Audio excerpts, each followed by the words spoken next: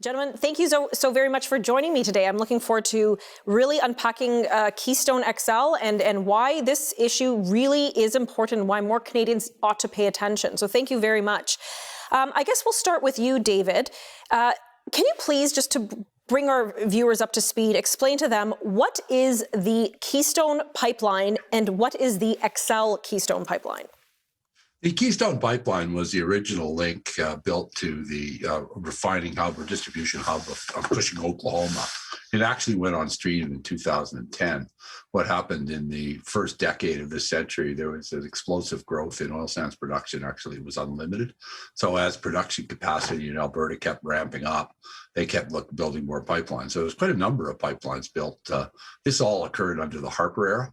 And there was never any thought that pipelines were a problem. There was growing capacity up in Fort McMurray in the oil sands, growing demand in the United States, great interest of the refiners, particularly in the Gulf Coast and the central U.S., of getting more heavy oil as to handle.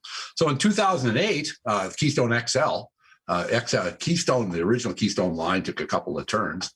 The idea was, it was really ConocoPhillips was one of the major backers, which is a U.S. company, said, let's put a straight line from Hardisty, Alberta to Cushing, Oklahoma, call it Keystone XL, XL being for expressway. And they began in 2008. I just checked out the dates. And in 2008, we're building pipelines like crazy. The original Keystone was under construction, about to carry oil.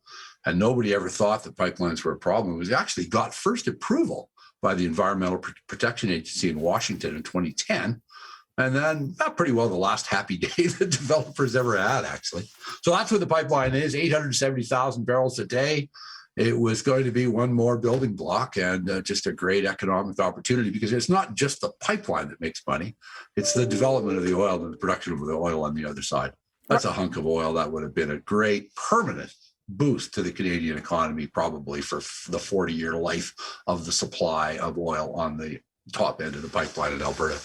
Okay, so you highlighted, thank you very much for explicating, how the pipeline is developed and what the XL component is. You roughly went over some of the importance to Canada, but maybe I'll ask Jonathan, if you don't mind. Can you explain why this pipeline is so significant and important to Canada? Okay, so first off, I want to go back just a little bit, and David is always a very difficult act to follow with his experience in the energy industry. But what really is happening here is we cannot get adequate market access for our oil and gas. And I'm not one of these global warming deniers. In fact, I don't know of anybody really who is. But we need to understand that for the foreseeable future, the world does need access to energy. And Alberta's energy sector has the highest environmental standards, highest human rights standards in the world, a politically stable supply of energy. And what's been happening to this province is just absolutely heartbreaking. I own property in downtown Calgary, commercial property. We have a 25% vacancy rate, and a lot of it is as a result of the laws that the Trudeau government is passing, which is restricting new pipeline construction. Right. Well, I did the what and Jonathan did the why. So I think you've got a good idea of the picture of the background here.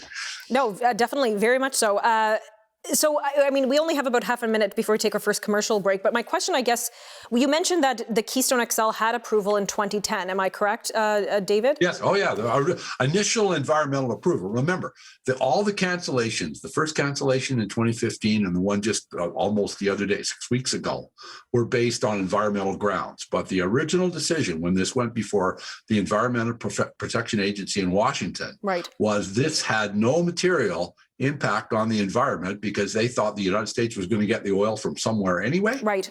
And pipeline was the safest way to get it.